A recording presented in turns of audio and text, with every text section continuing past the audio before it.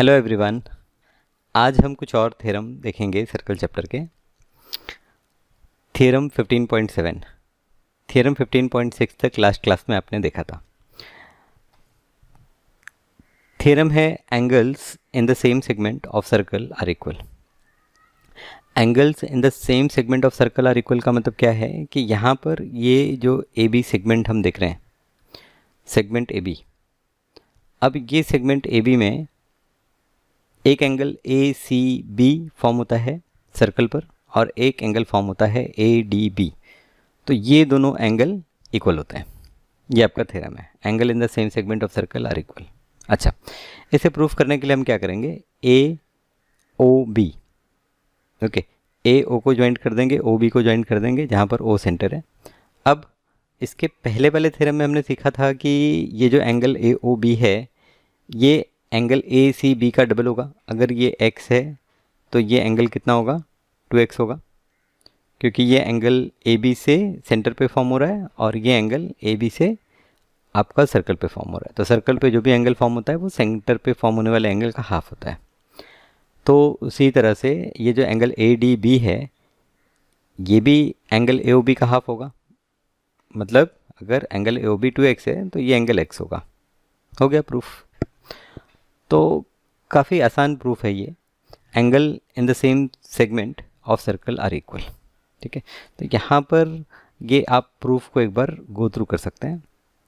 वही जो मैंने डिस्कस किया है वही सेम चीज़ हमने यहाँ पर बात की है।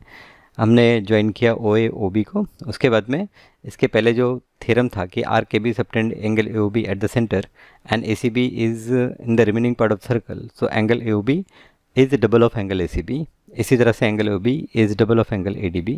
सो फ्रॉम दिस इक्वेशन 1 एंड 2 हम क्या कह सकते हैं कि आपका एंगल ए सी बी और ए डी बी इक्वल होगा। हो गया, प्रूफ हो गया, डन, सिंपल प्रूफ। ओके, चलिए नेक्स्ट प्रूफ।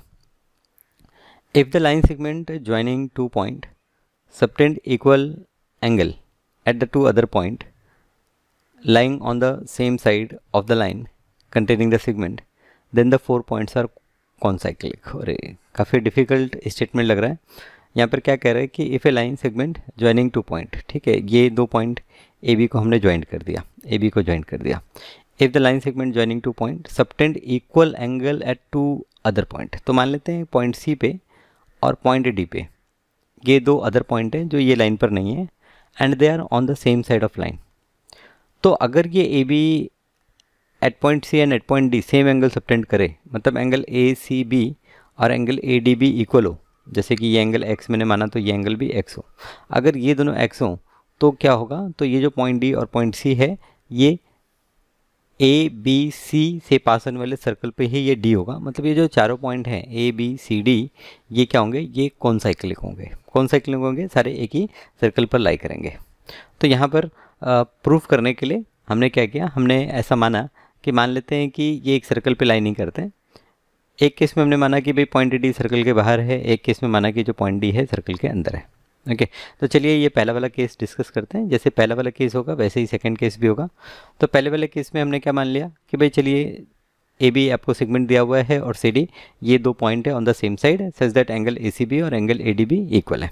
ओके, लेकिन ये point A B C D concyclic नहीं है। तो अगर ये कॉन्साइक्लिक नहीं है तो हम जब ए बी और सी से एक सर्कल को ड्रॉ करेंगे तो वो सर्कल क्या करेगा, ये जो बी डी साइड है बी डी साइड को कट करेगा किसी एक पॉइंट पर। मान लेते हैं ई पॉइंट पे कट कर रहा है, ठीक है। तो चलिए ये इस तरह से हमने कंस्ट्रक्शन कर लिया। अब हमें पता क्या है कि एंगल सी और एंगल डी सेम है। लेकिन अभी अभी जो हमने इसके पहले थ्योरम किया, थ्योरम नंबर 15.7, उसके अकॉर्डिंग आपका एंगल सी और एंगल ई भी तो इक्वल होगा। मतलब ये एंगल अगर एक्स है तो ये एंगल भी क्या होगा, एक्स होगा। अभी हमने थ्योरम पढ़ा, समझा। तो यहाँ पर एंगल ई भी एक्स है। लेकिन अगर हम ध्यान दें in triangle A D E, ये जो ट्रायंगल ए डी ई है, ये ट्रायंगल ए डी ई में तो ये एंगल ई एक्सटीरियर एंगल है और एक्सटीरियर एंगल हमेशा जो अपोजिट इंटीरियर एंगल होते हैं उनसे बड़ा होता है, हर एंगल से बड़ा होता है, दोनों एंगल का सम के बराबर होता है। यहाँ पर कोई एंगल होगा वो एंगल और ये एंगल का सम बराबर ही होगा। बट यहाँ पर अभी हमने जब ये मान लिया कि पॉइंट डी सर्कल पर नहीं है तो हमको क्या मिल रहा है, हमको मिल रहा है कि ये एक्सटीरियर एंगल ये इंटीरियर एंगल के बराबर है, जो कि गलत है।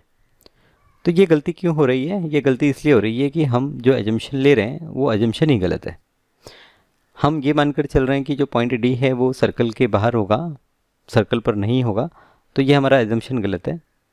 तो कंक्लूजन क्या होगा? कंक्लूजन ये होगा कि अगर किसी लाइन सेगमेंट के सेम साइड में कोई दो पॉइंट सेम एंगल सबटेंड करते हैं तो वो चारों पॉइंट कॉन्साइक्लिक होंगे। तो ये आपका थ्योरम था। तो इसको हम कहते हैं कि हमने इनडायरेक्टली प्रूफ किया। This is indirect way of proving. Okay, यहाँ पर आप देख सकते हैं, प्रूफ देख सकते हैं, सेम जो बात हमने डिस्कस की है सारी की सारी वही बात यहाँ पर लिखी हुई है। आप वीडियो को पॉज करके यहाँ पर इसे गो थ्रू कर सकते हैं। चलिए नेक्स्ट थ्योरम की तरफ बढ़ते हैं। Angle in the semi circle is right angle. ठीक है, अगर आपका सेमी सर्कल है तो सेमी सर्कल में अगर मैं एंगल फॉर्म करूं, सेमी सर्कल में एंगल फॉर्म करना मतलब क्या होता है कि सेमी सर्कल से हम सर्कल के किसी भी पॉइंट पर एक पॉइंट ले लेंगे और वो एंगल फॉर्म करेंगे। तो यहाँ पर एंगल ए सी बी आप जो देख रहे हैं इसे हम कहते हैं कि angle formed in the semicircle. Angle A C B को क्या कहते हैं? Angle A C B is called angle formed in the semicircle. तो हमें प्रूफ करना है कि जो एंगल ए सी बी है ये 90 डिग्री होगा अगर ए बी आपका डायमीटर है। तो ठीक है, अब तक हमने क्या प्रूफ किया था? आपका 15.7 का ही यहाँ पर हमने रेफरेंस लिया है कि सर्कल के सेंटर पे जो एंगल फॉर्म होता है किसी सेगमेंट के द्वारा या किसी आर्क के द्वारा, तो वो सर्कल के किसी और पॉइंट पर जो एंगल फॉर्म हो रहा है उसका डबल होता है। मतलब यहाँ पर ये जो एंगल यहाँ पर फॉर्म हो रहा है ये एंगल क्या होगा? ये सर्कल के किसी और पॉइंट पे जो एंगल फॉर्म हो रहा है उसका डबल होगा। तो मतलब angle A O B will be double of angle A C B. और एंगल ए ओ बी आप बताइए, एक स्ट्रेट एंगल है, मतलब इसका मेजर कितना हुआ? 180 डिग्री। तो अगर ये एंगल 180 डिग्री है तो यहाँ पर जो एंगल फॉर्म होगा उसका हाफ होगा, मतलब कितना होगा? 90 डिग्री होगा। हो गया प्रूफ आपका। तो this is what your proof is. Okay, तो ये थ्योरम आपको ध्यान रखना है कि कभी भी सेमी सर्कल में 90 डिग्री एंगल फॉर्म होता है। Angle in a semi circle is right angle. Very beautiful statement, angle in a semi circle is right angle. Semi circle में जो एंगल बनता है वो हमेशा 90 डिग्री का होता है। Simple, right? चलिए नेक्स्ट थ्योरम, थ्योरम 15.10। अब ये 15.9 का कन्वर्स है। मतलब if an arc of circle subtend a right angle at any point on the remaining part then the arc is semicircle. ठीक है, कोई आर्क ने आपका सर्कल के किसी पॉइंट पर 90 डिग्री एंगल फॉर्म कर लिया तो वो जो आर्क होगा आपका क्या होगा? सेमी सर्कल होगा। तो यहाँ पर कन्वर्स, यहाँ पर हमने ए बी जो आर्क है उसको ओ से ज्वाइन कर दिया और ओ से ज्वाइन कर दिया क्योंकि ये एंगल 90 डिग्री है तो एंगल ए ओ बी हमारा जो फॉर्म होगा वो क्या होगा? 180 डिग्री होगा।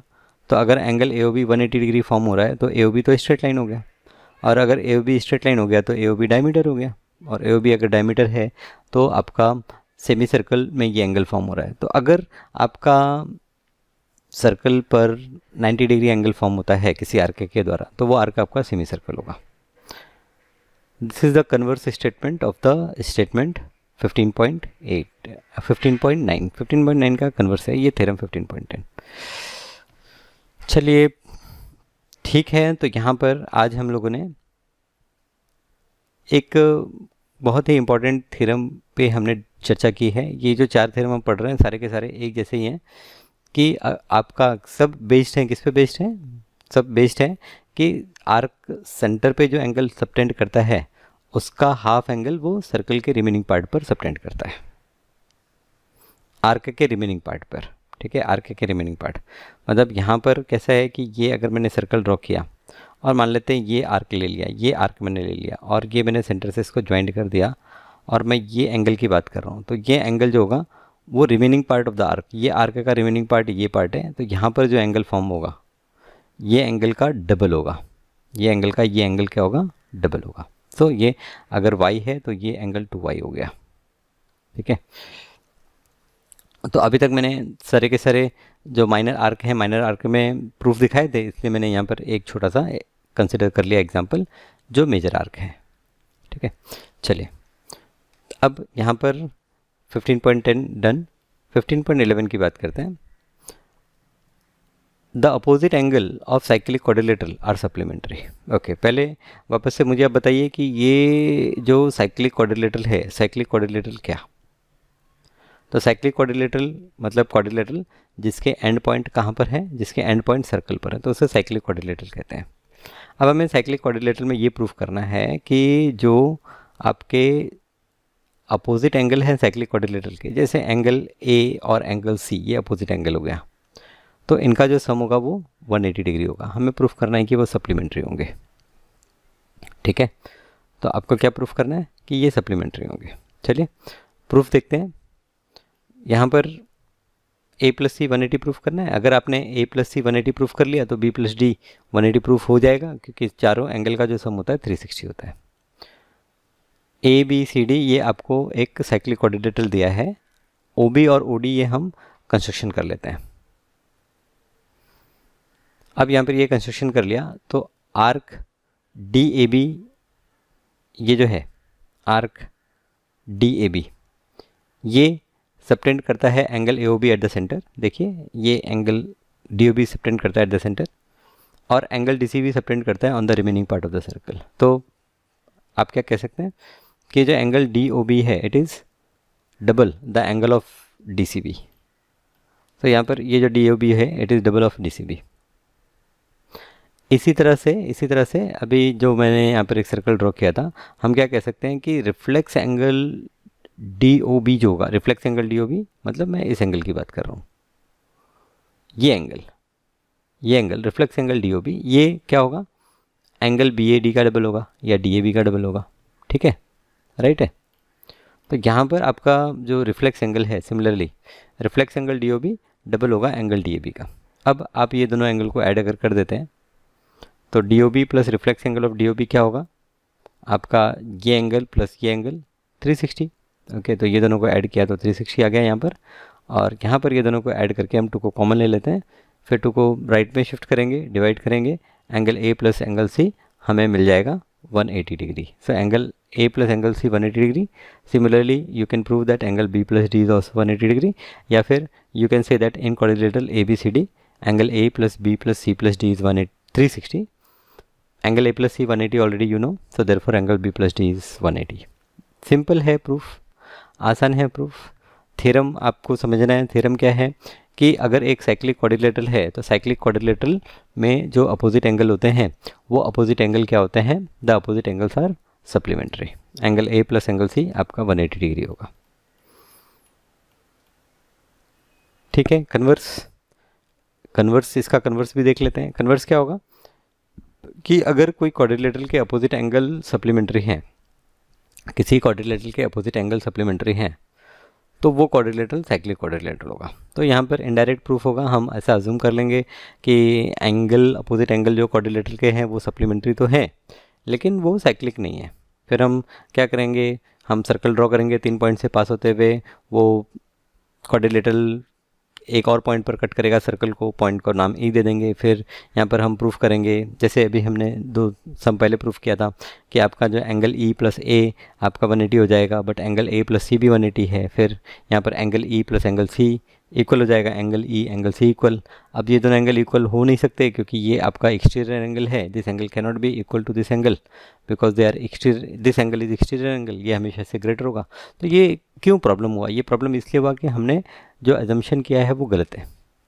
तो ये इनडायरेक्ट प्रूफ है, यहाँ पर आप इनडायरेक्ट प्रूफ को गो थ्रू कर सकते हैं, पॉज करके आप अच्छे से इसको समझ सकते हैं।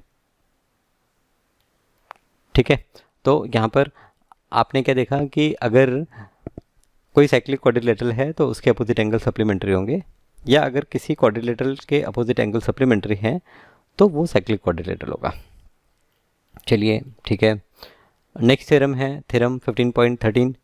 The exterior angle of cyclic quadrilateral is equal to its interior opposite angle. The exterior angle of cyclic quadrilateral is equal to its interior opposite angle. Okay, अब देखिए यहाँ पर क्या प्रूफ करना है, एक्सटीरियर एंगल ये ABCD आपका cyclic quadrilateral, ठीक है, ABCD क्या है, साइक्लिक क्वाड्रिलेटरल है। हमें प्रूफ करना है कि ये जो एंगल CBE है, CBE ये एंगल, ओके चलिए मान लेते हैं ये एंगल मेरा Y है, ये एंगल प्रूफ करना है it is equal to interior opposite angle, so ये आपका इसका इंटीरियर एंगल हो गया और ये इसका अपोजिट एंगल हो गया। तो आपको प्रूफ करना है कि ठीक है, अगर ये y है तो यहाँ पर ये भी क्या होगा, y होगा।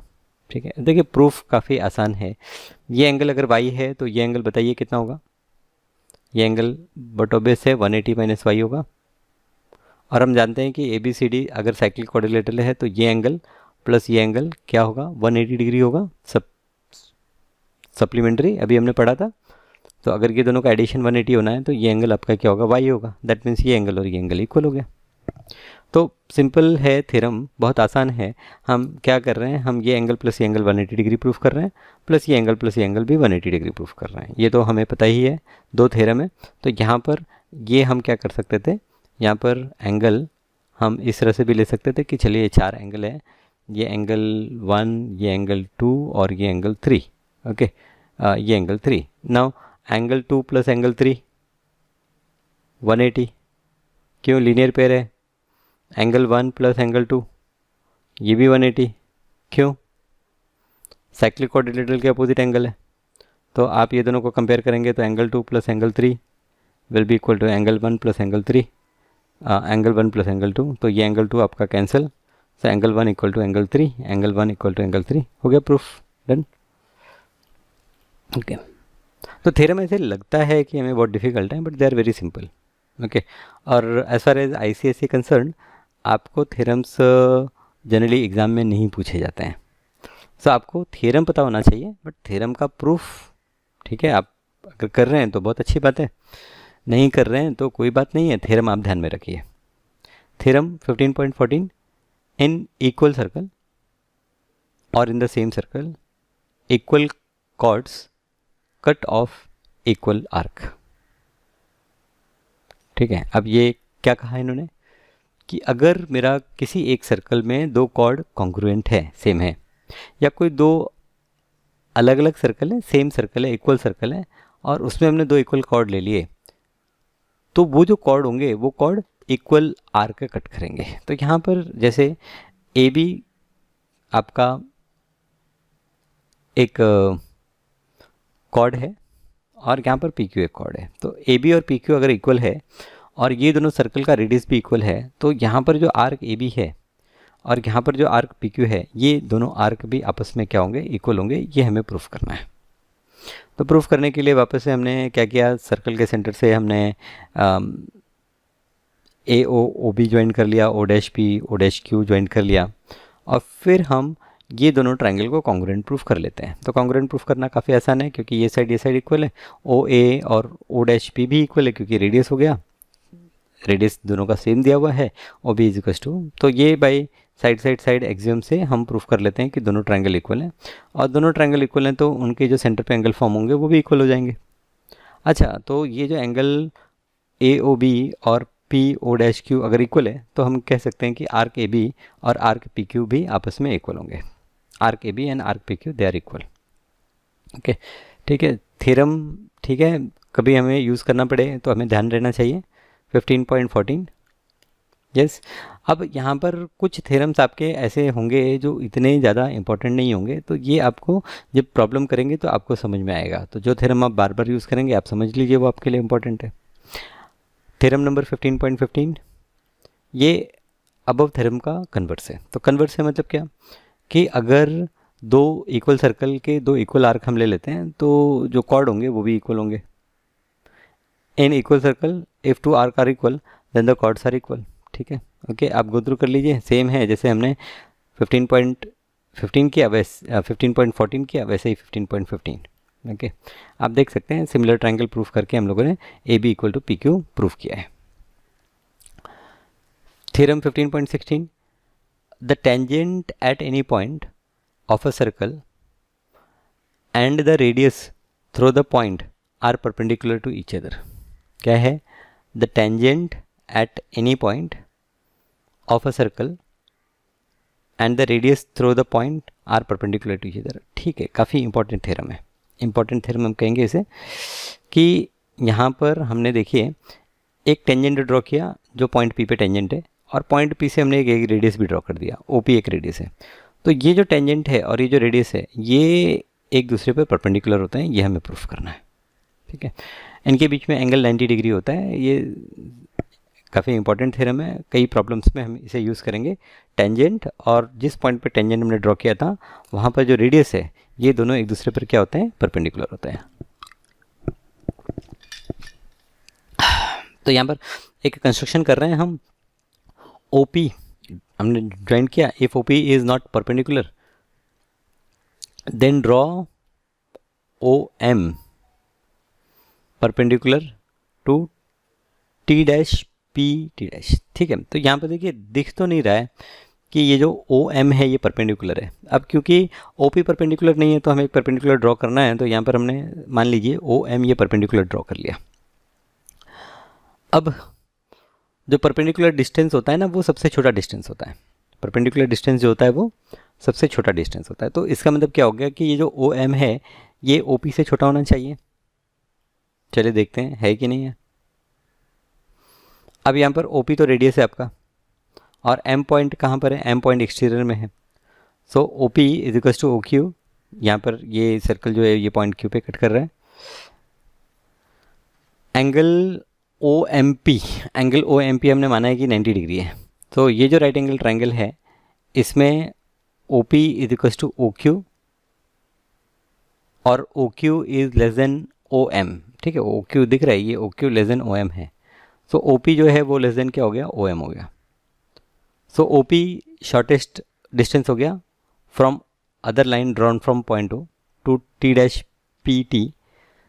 सो वापस से हमारा जो सपोजिशन है वो गलत है, और OP क्या है, OP इज़ परपेंडिकुलर। अब ठीक है, ये थोड़ा आपको मुझे लग रहा है कि कंफ्यूज हो रहे हो, आपको समझ में नहीं आया क्या हुआ। देखिए क्या होता है कि किसी भी लाइन पर अगर मैं बाहर कोई एक पॉइंट लूँ और वहाँ से मैं बहुत सारे लाइन ड्रॉ करूँ, ऐसे बहुत सारे लाइन ड्रॉ करूँ, एक परपेंडिकुलर लाइन भी होगा, तो ये जो परपेंडिकुलर लाइन होती है ना, ये सबसे छोटी लाइन होती है। परपेंडिकुलर लाइन होती है, ये सबसे छोटी लाइन होती है। अब यहाँ पर क्या हुआ कि यहाँ पर हमें प्रूफ करना था कि ये जो OP है परपेंडिकुलर है।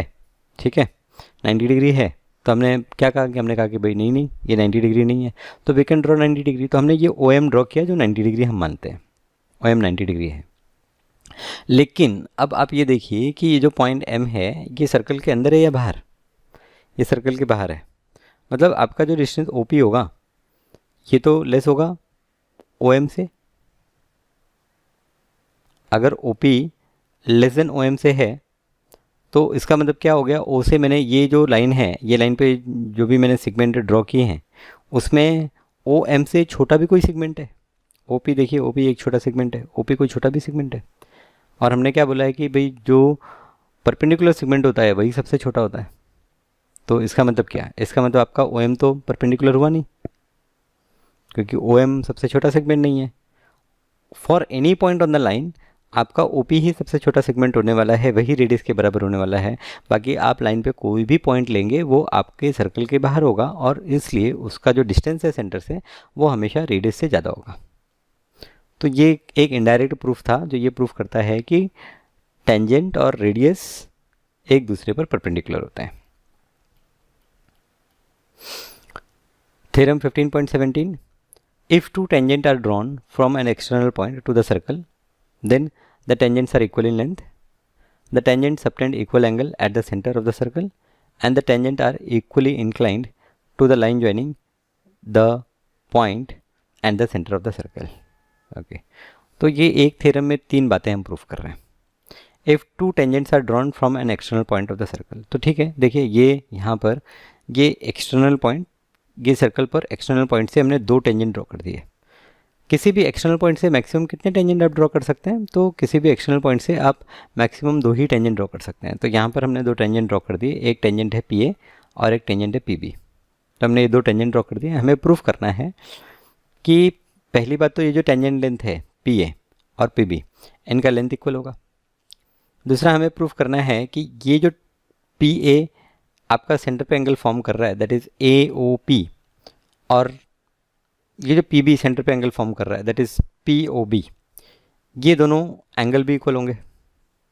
और तीसरा हमें प्रूफ करना है कि ये दोनों का इंक्लिनेशन OP लाइन पर सेम होगा, मतलब एंगल OPA और एंगल OPB ये भी सेम होगा।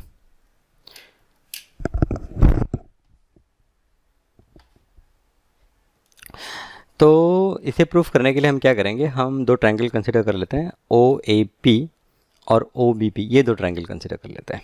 अब ये दो ट्रायंगल में पी ए आपका टेंजेंट है और पॉइंट ए पर आपने ये रेडियस से इसको ज्वाइंट कर दिया, तो ये एंगल 90 डिग्री होगा। अभी हमने प्रूफ किया था कि tangent is perpendicular to radius, तो ये एंगल 90 डिग्री हो गया। तो ये दोनों ट्रायंगल राइट एंगल ट्रायंगल हो गए। और ओ पी आप देखेंगे दोनों का कॉमन हाइपोटेनियस है। ओ ए ओ बी आपका इक्वल साइड है क्योंकि दे आर द रेडियस, तो आपने ये साइड इक्वल प्रूफ कर लिया। ये दोनों में कॉमन है, 90 डिग्री है, तो ये दोनों ट्रायंगल आपके कॉन्ग्रुएंट ट्रायंगल हुए या नहीं? Both this triangles are congruent. किस क्राइटेरिया से कॉन्ग्रुएंट है? तो आरएचएस क्राइटेरिया से कॉन्ग्रुएंट है। तो बाय आरएचएस आपने प्रूफ कर दिया दोनों ट्रायंगल कॉन्ग्रुएंट।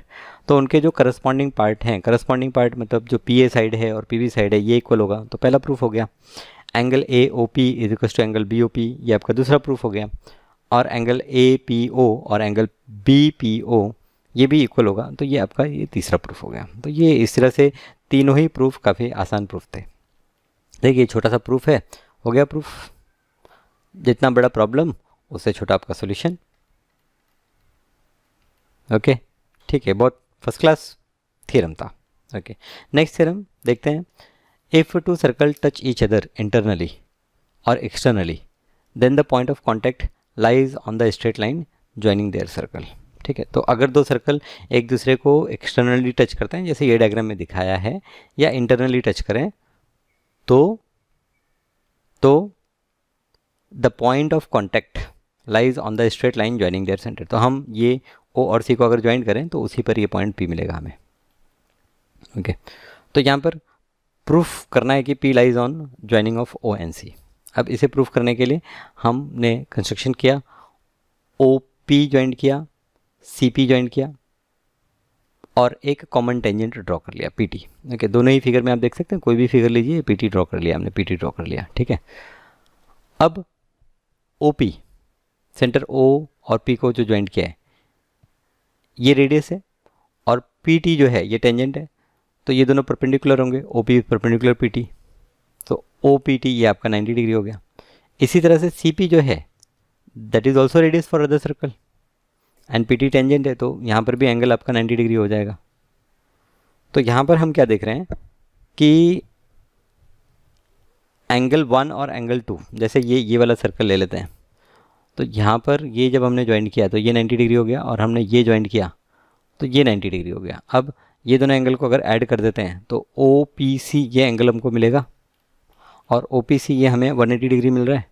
तो अगर ओ पी सी हमें 180 डिग्री मिल रहा है तो ओ पी सी क्या हो गया, स्ट्रेट लाइन हो गया प्रूफ, हेंस प्रूव्ड। ओके इसी तरह से सेकंड में भी इन्होंने प्रूफ किया हुआ है, कोई भी एक सर्कल में आपने प्रूफ कर दिया तो that is sufficient.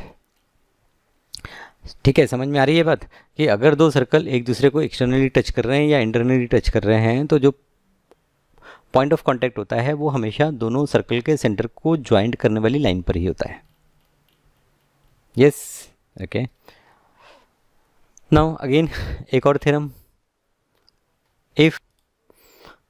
If two chords of circle intersect each other. तो यहाँ पर थ्योरम है कि if two chords of circle intersect each other internally और externally then the product of length of segment are equal, product of length of segment are equal. तो यहाँ पर ये आपको समझना है कि यहाँ पर ए बी और सी डी ये दोनों एक दूसरे को इंटरसेक्ट कर रहे हैं। ओके इंटरनली इंटरसेक्ट करें या एक्सटर्नली इंटरसेक्ट करें, इंटरनली और एक्सटर्नली, फिलहाल तो ये डायग्राम में इंटरनली इंटरसेक्ट कर रहे हैं। तो हमें प्रूफ करना है कि ये जो P A into P B होगा this will be equal to P C into P D. Okay अगर एक्सटर्नली इंटरसेक्ट करते हैं तो यहाँ पर ये इस तरह से एक्सटर्नली इंटरसेक्ट कर रहे हैं, सो यहाँ पर भी वही सेम चीज़ P A into P B is equal to P C into P D. तो कोई भी एक डायग्राम में आप प्रूफ कर सकते हैं, सिमिलर आपका दूसरा डायग्राम भी होगा। तो यहाँ पर देखिए, यहाँ पर हमने कंस्ट्रक्शन कर लिया, यहाँ पर हमने ए सी को ज्वाइंट कर दिया और ये डी बी को ज्वाइंट कर दिया। अब ये ज्वाइंट करते ही हमें क्या मिलेगा कि यहाँ पर ये जो एंगल है ये एंगल और यहाँ पर ये जो एंगल है ये एंगल, ये दोनों एंगल इक्वल हो जाएंगे। क्यों? क्योंकि ये आर्क बी सी के अंदर फॉर्म हो रहा है। सिमिलरली यहाँ पर ये एंगल और यहाँ पर ये एंगल ऑलरेडी इक्वल है क्योंकि they are vertically opposite angle. तो बाय ए क्राइटेरिया आप ये दोनों ट्रायंगल को प्रूफ कर सकते हैं कि ये दोनों ट्रायंगल आपके सिमिलर ट्रायंगल हैं।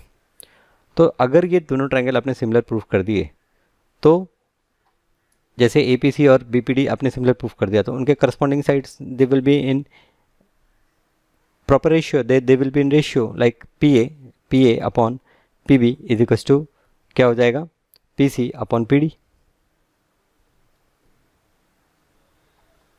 ठीक है। ट्रायंगल, यहाँ पर ट्रायंगल की नेमिंग अगर हम करें तो triangle PAC, triangle PAC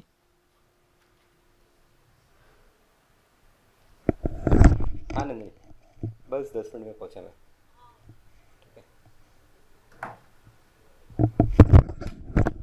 triangle PAC और ट्रायंगल PDB ये हमने सिमिलर प्रूफ कर लिया, PDB। ओके, हमें प्रूफ करना है PA, तो PA यहाँ पर PA ले लेते हैं, PA अपॉन क्या होगा, PA अपॉन PD हो जाएगा इज इक्वल्स टू, दूसरा यहाँ पर हमें और क्या साइड दिख रही है, PB दिख रही है, तो PB कहाँ पर है, ये PB है, तो it will be equal to PC upon PB। फिर आप क्रॉस मल्टीप्लाई कर लीजिए, PA into PB is equals to PC into PD। मुझे ऐसा लगा कि यहाँ पर ये ट्रायंगल प्रॉपर करस्पॉन्डेंस में नहीं लिया है इन्होंने, इसलिए मैंने यहाँ पर आपको अलग से सॉल्व करके दिखा दिया। ऐसे ही आप ये दो ट्रायंगल में भी कंसिडर कर सकते हैं। फिलहाल आपको ये ध्यान रखना है कि अगर chords of circle they are intersecting each other internally और एक्सटर्नली, देन उनके प्रोडक्ट क्या होते हैं, इक्वल होते हैं। ओके, ये आपको मेन ध्यान रखना है। चलिए थ्योरम नंबर 20, बहुत सारे थ्योरम आज के लेक्चर में हमने देखे हैं। If A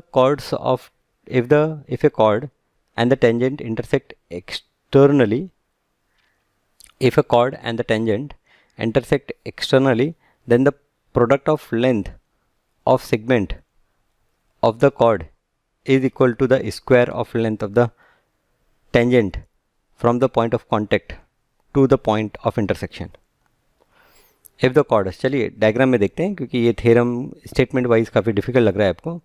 if a chord AB, देखिए कॉर्ड AB है आपका, ठीक है, डायग्राम में दिख रहा है chord AB, and the tangent from T, ये T पे हमने टेंजेंट ड्रॉ कर दिया। If a chord AB and the tangent from T to the circle intersect, देखिए ये कॉर्ड और यहाँ पर जो मैंने टेंजेंट ड्रॉ किया है ये दोनों अगर इंटरसेक्ट करें किसी पॉइंट पर, जैसे P पे इंटरसेक्ट करें, सो आपका जो PT स्क्वायर होगा, PT square will be equal to क्या होगा, PA into PB। PT square is equal to PA into PB। ठीक है, क्या यहाँ पर हमें प्रूफ करना है कि अगर आपका एक कॉर्ड और किसी एक पॉइंट पर टेंजेंट, ये दोनों एक दूसरे को किसी एक पॉइंट P पे इंटरसेक्ट कर रहे हैं, तो देन ये जो PT स्क्वायर होगा that will be equal to PB into PA। This is what you have to proof. Okay, so यहाँ पर क्या किया हमने, OD यहाँ पर ये एक परपेंडिकुलर ड्रॉ कर दिया, OD एक परपेंडिकुलर ड्रॉ कर किया AB पे, एंड फिर बाद में OB ज्वाइन कर दिया, OP ज्वाइन कर दिया एंड OD ज्वाइन कर दिया।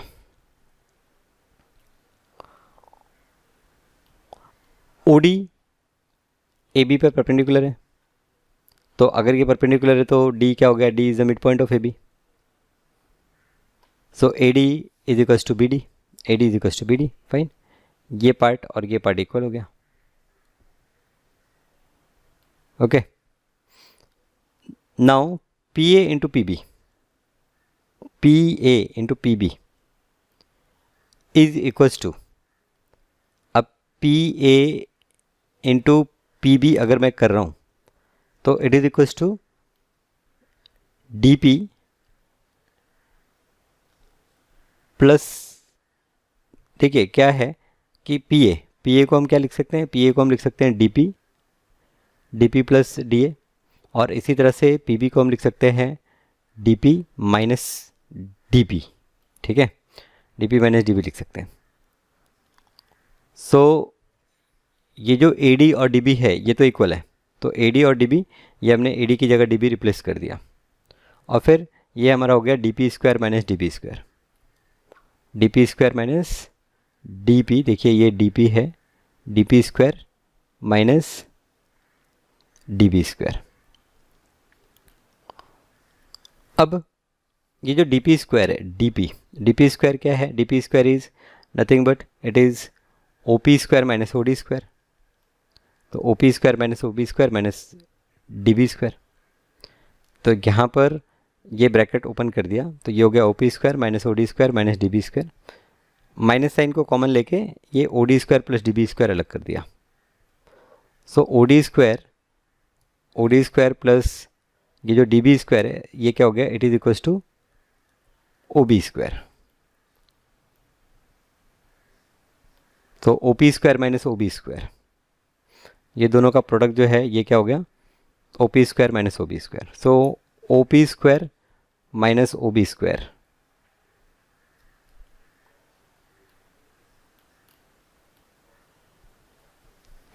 अभी OB और OT क्योंकि दोनों रेडियस है तो OB की जगह OT रिप्लेस कर दिया, तो OP² माइनस OT²। तो अगेन ये पाइथागोरस थ्योरम से by converse of Pythagoras theorem it will be equal to PT²। So PA into PB is equals to PT। Okay, I hope ये थोड़ा सा क्लियर नहीं हुआ आपको। ओके, एक बार फिर से गो थ्रू कीजिए, आपको क्लियर होगा, या मैंने ही आपको कुछ क्लियर नहीं किया। ओके, सो ये consider a challenge from my side कि try to understand by yourself. ठीक है, इतने सारे थ्योरम देखें, थ्योरम देख देख के हम बोर हो गए। ओके, तो यहाँ पर कुछ ये एक लास्ट थ्योरम है, चलिए इसको भी देख लेते हैं। Last theorem, if a line touches a circle, if a line touches a circle and from the point of contact, if a line touches a circle and from the point of contact a chord is drawn, from the point of contact a chord is drawn, then is drawn, the angle between the tangent and the chord are respectively equal to the angle in the corresponding alternate segment। ओहो, क्या है, वापस से पढ़िए। If A line touches the circle, touches the circle मतलब tangent है। If A line touches the circle and from the point of contact a cord is drawn, और फिर हमने वहाँ से एक कॉर्ड ड्रॉ कर दिया। तो यहाँ पर देखिए ये T'PT ये आपका एक टेंजेंट है और ये जो पॉइंट P एक पॉइंट ऑफ कॉन्टैक्ट है। यहाँ से हमने एक कॉर्ड ड्रॉ कर दिया, कॉर्ड मान लेते हैं हमने ये PR, ये कॉर्ड ड्रॉ कर दिया, PR कॉर्ड ड्रॉ कर दिया। Okay, and a chord is drawn, the angle between the tangent and the chord are respectively equal to angle in the corresponding alternate segment. तो यहाँ पर ये जो एंगल आपको मिल रहा है, ये देखिए ये डबल लाइन से दिखाया है, ये एंगल जो मिल रहा है, ये अल्टरनेट सेगमेंट में जो एंगल बनेगा, तो ये जो आपका कॉर्ड PQ है, ये PQ के अदर साइड सर्कल पर जो भी एंगल फॉर्म होता है इसको बोलते हैं एंगल इन अल्टरनेट सेगमेंट। ये एंगल और ये एंगल आपका इक्वल होगा। This is what you have to proof. Okay, this is what you have to proof कि आपका ये वाला एंगल और यहाँ पर ये वाला एंगल, ये दोनों ही एंगल क्या होंगे, इक्वल होंगे। अब प्रूफ के लिए क्या किया इन्होंने, देखिए कि APR 90 डिग्री, ARP 90 डिग्री, बराबर। कहाँ पर एंगल फॉर्म हो रहा है, आपका डायमीटर में एंगल फॉर्म हो रहा है, एंगल इन सेमी सर्कल। अभी ट्रायंगल अगर APR हम कंसिडर करें जिसमें आपका ये एंगल 90 डिग्री है, तो जो रिमेनिंग दो एंगल हैं दैट इज एंगल PAR और एंगल APR, ये दोनों का सम भी 90 डिग्री होगा।